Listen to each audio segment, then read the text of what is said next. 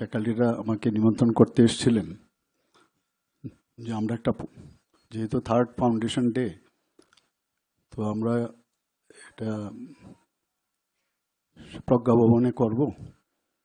তো আমি ওনাদেরকে একটা সাজেশন দিলাম, আপনাদের তো কলেজ একদম কাছে, এখন তো থার্ড ইয়ার চলছে, কাজেই আমার মনে হয় আপনারা যদি অ্যাকসেপ্ট করেন তো করেন, otherwise my suggestion is there.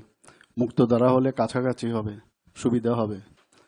ওনারা বললেন যে ভিআইপির নাকি এখানে বসার সুবিধে ভালো না। আমি বললাম, আর ভিআইপি কে বসবে এখানে? এটার জন্য চিন্তা করতে, ভিআইপিদের জন্য চিন্তা করার দরকার নেই, আসলে প্রোগ্রামটা ঠিকভাবে যেন হয়। এবং যেহেতু কলেজের একদম পাশে, একটা ফিল হবে যে আমি কলেজের মধ্যেই আছি। আমরা তো করছি, আগামী দিনে যে বিল্ডিং বানাবো, আমি বারবার, আমি জানি এইগুলো ফিল করি, তো ওই কলেজের উপরেই একটা বড় একটা হলঘর বানানোর জন্য আমি বারবার ইঞ্জিনিয়ারদের বলেছি, যাতে সমস্ত প্রোগ্রাম ওইখানে করা যায়। সেটা দ্যাট উইল ডু আনডাউটেডলি।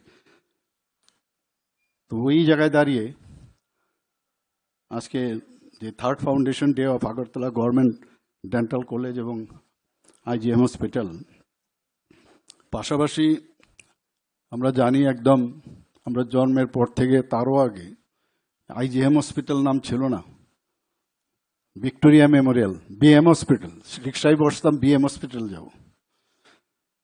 তো সেই হসপিটালের আপনারা দেখেছেন কি মানে অবস্থা, জরাজীর্ণ অবস্থা। আমরা তো রাজা মহারাজাদের অনেক কীর্তি আমরা রেট্রোফিটিং করে করে ভালো করছি, সুন্দর করছি, কিন্তু এত কিছু করার পরেও এমনিতে আগে কিন্তু কোনো রাসব্দা ছিল না। এখন আজকাল দেখি আমরা যত বেশি ওনাদেরকে, তাদের যে কীর্তিগুলো, আমরা এর আগেও অনেক গভর্নমেন্ট ছিল তারা এইদিকে নজরও দেয়নি, আর আমরা এতগুলো কাজ করছি, ওনাদের যারা মহারাজারা যে কাজ করেছে ওদের রাজন্য আমলে, তাদেরকে সম্মান দিচ্ছি, তখন কিন্তু রাসব্দ নেই। এখন গণতন্ত্র এত বেশি, নানাভাবে কথা বলার চেষ্টা করছে, আমরা ফিল করি এটা।